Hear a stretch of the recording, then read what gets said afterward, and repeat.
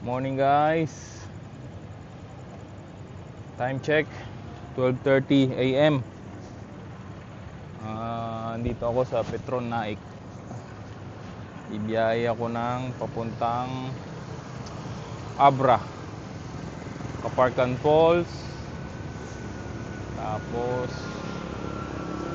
diretso ng Apaw Rolling Hills. Tapos Gods of the Mountains, Blazing Mountain of the Gods pala. Then pag pauwi, daan ako sa Zambales, sa Bagsit River. Yun ang itinerary ko this time kasi pabalik na ulit ako ng barko, so wala na ulit ride. So susulitin ko na, siguro mga 3 days to. So ngayon magpe-prepare muna ako para sa biyahe ko. Siguro by 12 noon nandun na ako. Huwag lang uulan. Oh. See you guys. Ito, magbebes ako para kitang kita tayo sa dilim. So bali ang suot ko lang ay mesh na long sleeve. Tapos naka body armor ako sa loob para ayan o, body armor, may chest, may back, tapos meron siyang back support. Then ganito tayo, naka vest na yellow para visible tayo ngayong gabi. Normally naman talaga pag nabiyahe ako, meron akong suit na ganito, dagdag visibility day and night. So ito, ready na, magre-ready na.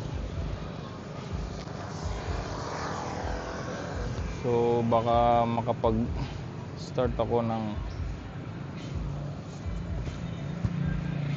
hindi nga pala ako magto-toll gate. Doon ako sa mga bayan-bayan. Kasi ang purpose ko, in case na umulan, may masisilungan ako, unlike sa expressway. Wala akong masisilungan pag umulan. Napakahirap bumiyahe ng basa. Hindi masarap sa pakiramdam. Turnan ko na pala yung cardo. Yan. Okay, larga na tayo. Picture muna ako para mayroon akong pakita sa mga tropa. Petron Naik.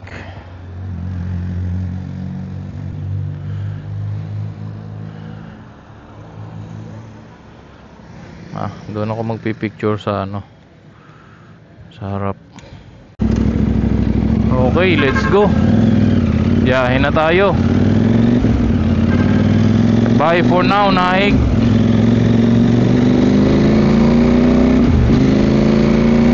Mamasyal muna ako. See you in 3 days or maybe 4.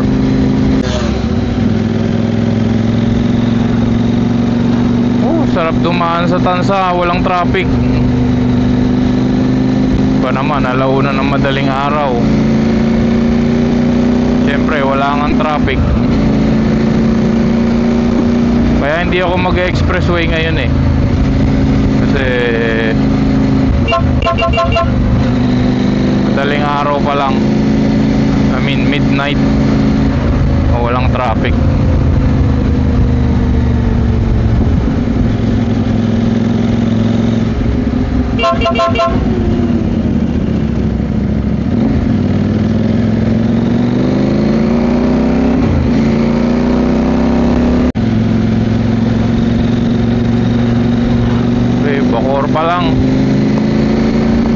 Bacoor pa lang ako, pero wala pang 1 hour o 25 minutes lang pala simula nang umalis ako ng Naik. Mabilis lang kasi walang traffic eh. Alauna ng madaling araw. So dito pa tayo. Cavite pa rin.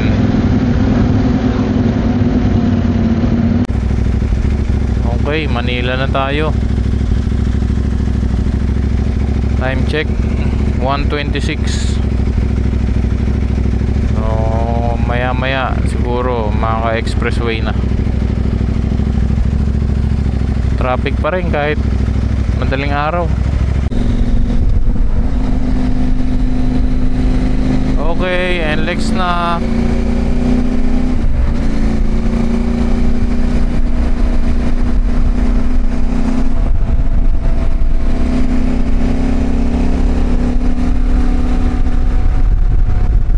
Pasok ako ng NLEX, then exit ako ng Balagtas.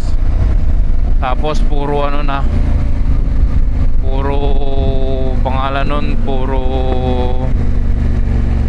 ano na siya, bypass road. Tapos mga bayan-bayan. Mas trip ko dumaan doon kasi pag umulan makakasilong ako. Pagka kasi gantong ano, tag-ulan, pag nag-expressway ka, nakamotor ka at umulan, yari ka na, madugo. Kaya sakto na to, Balagtas, okay na. Ito lang tayo kasi nga may cruise control to, di dire-diretso lang siya. Kaso wala siyang adaptive, kaya pag bumagal yung nasa unahan mo, eh di kailangan mo rin magbagal. Yun lang ang problema.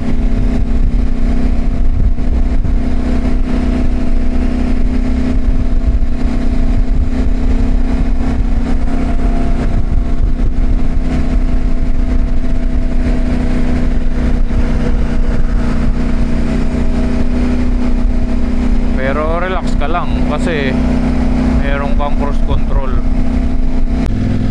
Time check 2:16 AM. Pasok na tayo ng Balagtas. Tapos then puro ano na yan, bypass road. Kaya lang alam ko maraming truck dito, puro truck. Kaya todo ingat tayo. Yan, tulad niya, nasa harapan ko puro truck.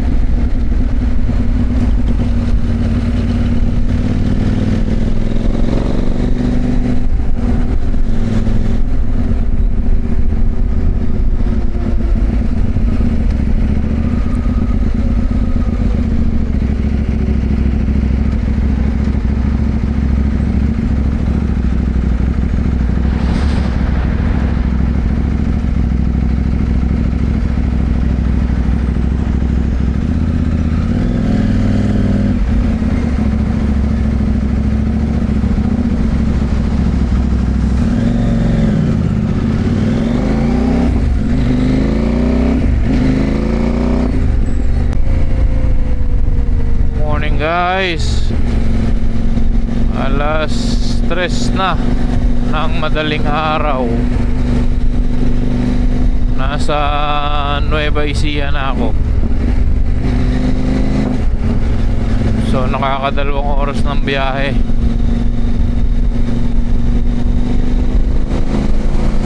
Not bad using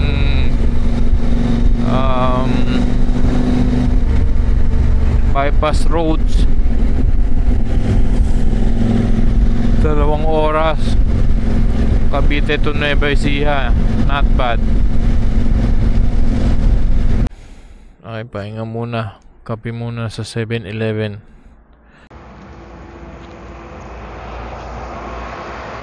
Ay, kape muna. Dito ako sa Gapan, Nueva Ecija. Kape lang saglit, then larga na ulit. Basta ang biyahe ko, ang target ko, take time 13 hours. Take time yun. Hindi ako magmamadali kasi mahirap na. Kailangan mahalin natin ang ating buhay. So, mga 13 hours ang biyahe natin. Magiging biyahe natin. Kape muna. Alright. So, paano ba idea? Hanap na ulit.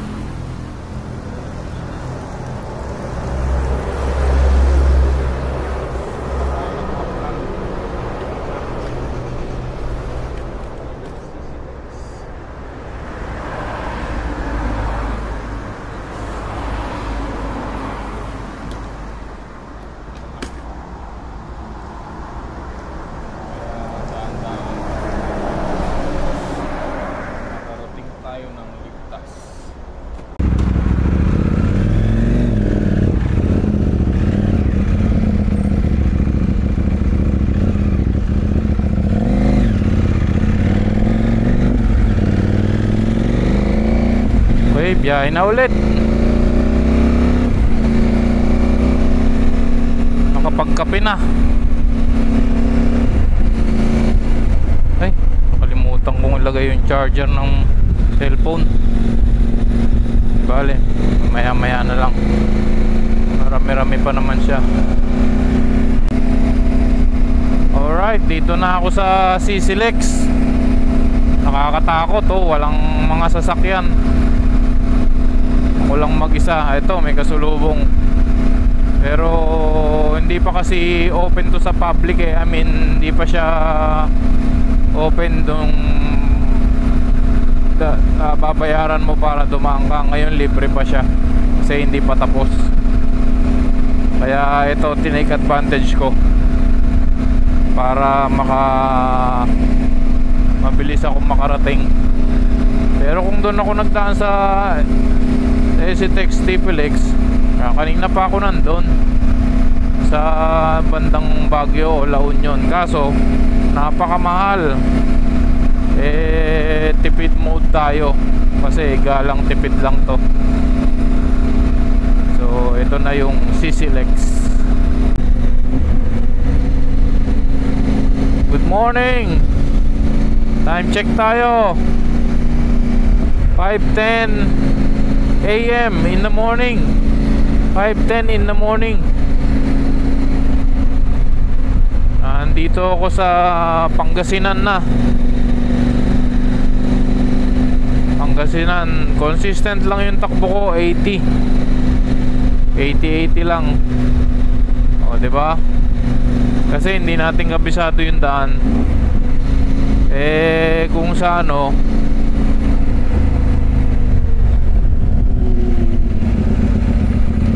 sa boring. Good morning. Time check tayo. 5:12 in the morning. Andito na ako sa Nueva Vizcaya, Pangasinan Road. Medyo dumadami na yung sasakyan, pero okay lang kasi pabundok na tayo. Pabundok na ako. So doon, solo ko pa rin ang daan. Consistent lang yung takbo ko, 80 lang. Hindi ako masyadong umahataw kasi una, hindi ko kabisado yung daan. Pangalawa, para sa safety ko, kasi wala akong kasama. Para yung preno ko kayang-kaya niyang pigilan yung 80 kilometers per hour. Maganda na yung safe kaysa sa sorry. Buti nga wala na masyadong truck eh. Mga ganito, mga trailer. Kanina ang dami. Morning. Time check tayo, 5:40 in the morning. MacArthur Highway. Ayun na yung bundok, oh, palapit na ng palapit. Ganun pa rin tayo. Kalmado lang ang takbuhan. 80-90, 80-90. Lalo na marami ng gising ngayon. At maliwanag na. So pwede na tayong humataw ng konti. Lalo na mamaya sa mga sigsagan. Napaka-importante na may araw. Sana hindi umulan para maganda yung takbuhan natin. Dito na, malapit nang umakyat ng Baguio. Ito na, hindi ko alam anong lugar to. Basta marami siyang mga quarry, ilog na kinukuha nila yung mga batot lupa. Ito may arko. Ano kaya to? La Union. Welcome to La Union. Yun o, gawa ng graba o. Welcome to La Union. Nakarating na tayo ng La Union. Anong oras na? Alas 6. Meron pang 4 na oras.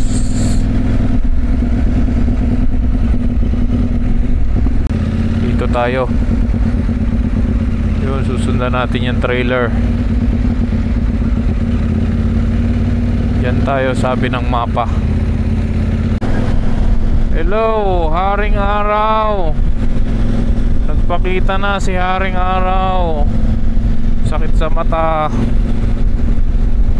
Dito na ako, La Union. Ito, ewan ko ang pangalan ng tulay na yan.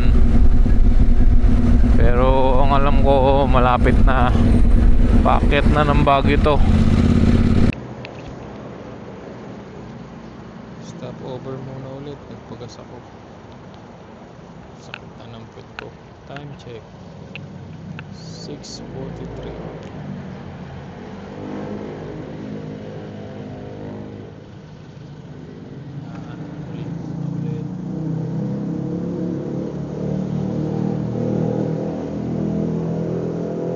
Kunti na lang, 154 kilometers na lang. Lagay 3 hours 30 minutes, pero I doubt mas makakarating ako mas maaga.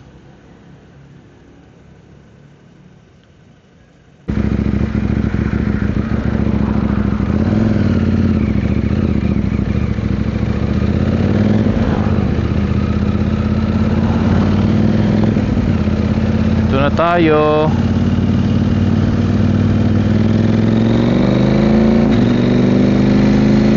Dami nang nakasasakyan, dami nang nakamotor.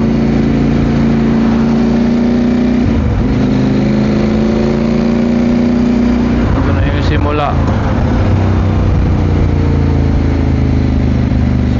ng traffic.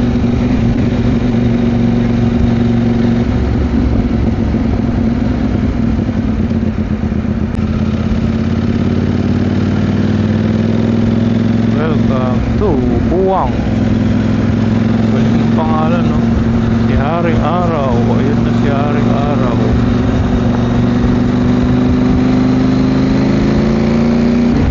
Ay, salamat na lang. At hindi na ulan. Ganda ang biyahe natin ngayon, tulad nung nagano ko, nagtakadang. Kaso nung nagtakadang, pagdating ng Bakyan, inulan din ako maigi, pero sakto lang naman. Yun lang, wala akong kapote. Di medyo basa ako ng konti.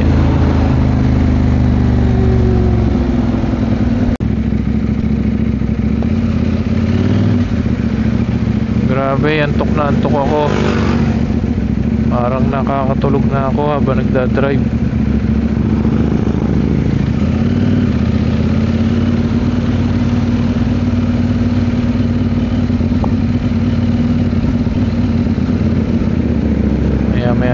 pero titigil muna ako.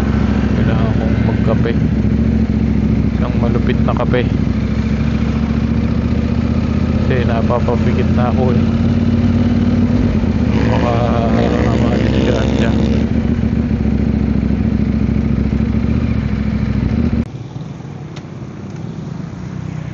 Ito, La Union pa rin. Pero kakain muna ako, saka magkakape kasi antok na ako.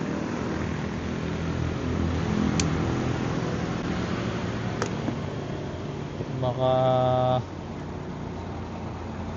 masintensyahan pa ng hindi maganda.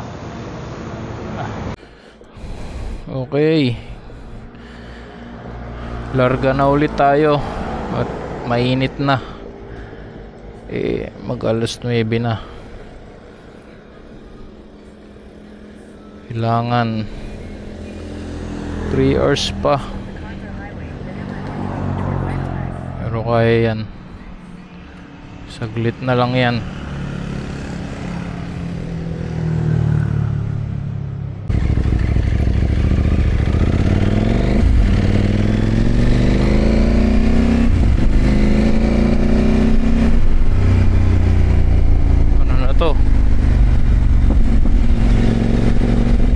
Takbo natin ano na, kasi energized na. Medyo mabilis na to, tsaka maliwanag na eh.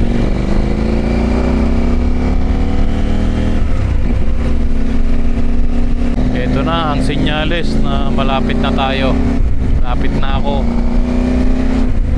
Senyales na yan. Yan na yung nagdudungtong sa Abra at tsaka sa La Union. Itong tulay na to.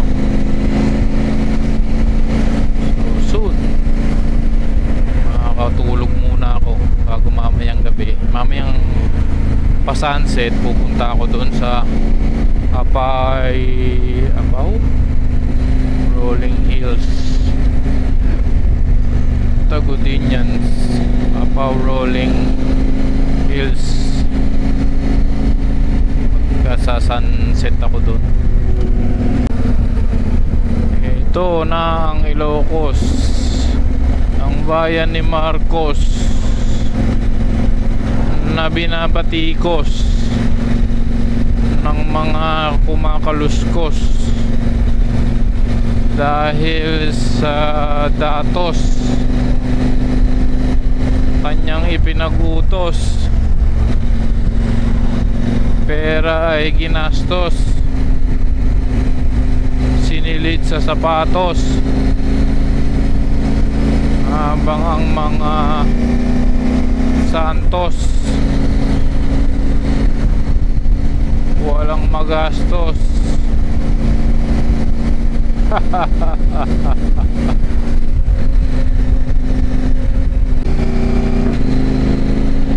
Ito na ang siksagan. Itong siksagan na to, ang ibig sabihin nito, malapit na ako sa Abra.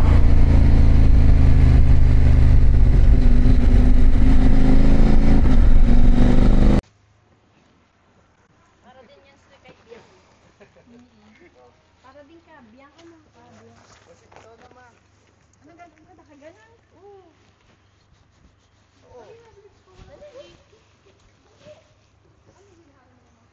Abra na guys. Ay, sorry po. Okay lang, okay lang. Kasama na kayo sa ano. Ay, vlog. Yan. Dito na tayo, yung sikat na tunnel. Yung sikat na tunnel, ito.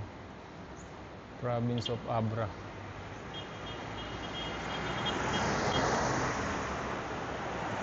Ito pala yun.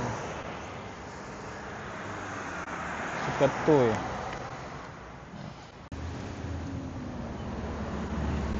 Ito yung Abra na tinatawag.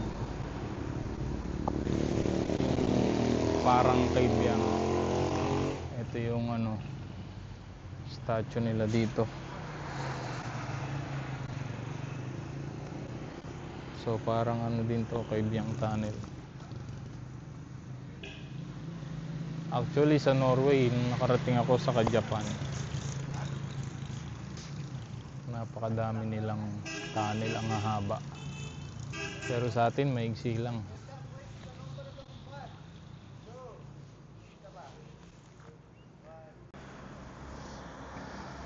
Grabe ang pawis ko dito. Ang init pala sa Abra.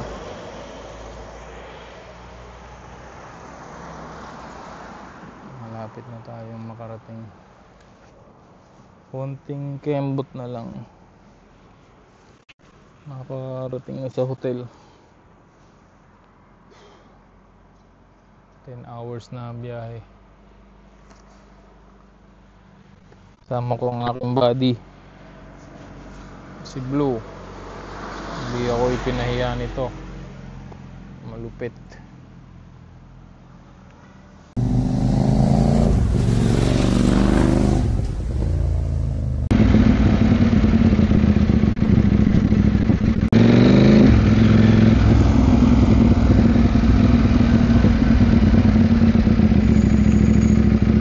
Stop tayo.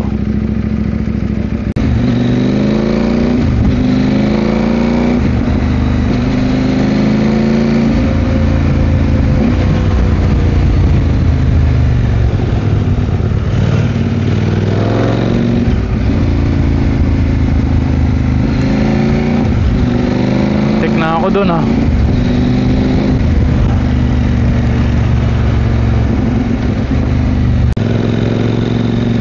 Ganda-andaan dito, puro sigsag at saka espalto. Yun lang, may mga part na malupa. Siguro gawa nung pag naulan, naanod yung mga lupa, dadala sa kalsada.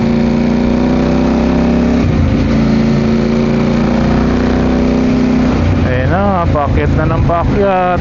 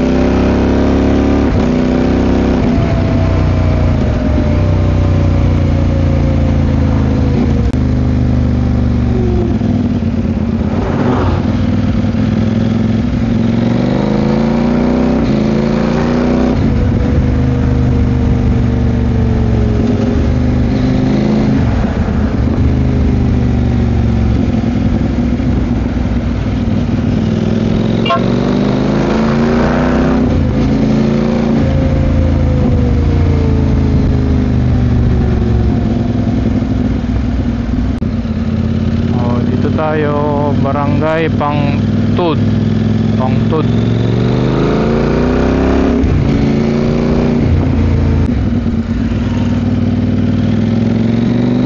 Ito na ang tulay ng Benguet, Abra. Puro na lang tulay. Kasi yan ang nagduduktong sa mga bahay-bahay dito, mga lugar dito. Kaya marami silang tulay. Tapos laging pula. Tulay na pula. Karating din ako sa wakas sa aking hotel. Kaso walang tao. Sir, nagpabook po kayo? Yes.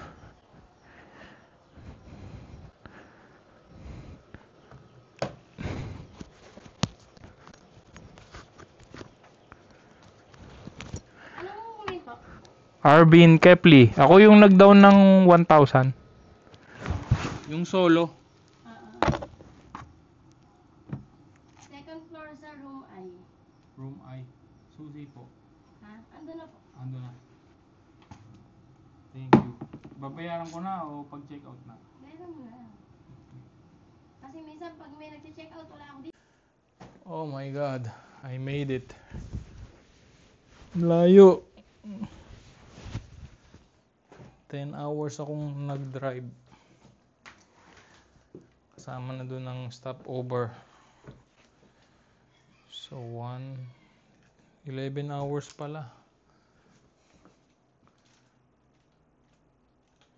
11 hours pala. Oh, I'm so tired.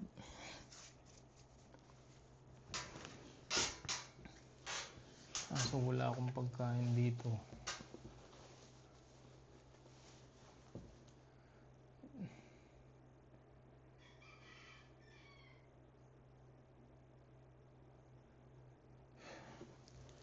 Mamaya na ako kakain. Matutulog muna ako. Ang init pala dito. Nasa gitna ng bundok. Gitna ng bundok pero mababa. Kumbaga napapaligiran sila ng bundok. Ngayon walang hangin. Kasi ang dami ng bundok.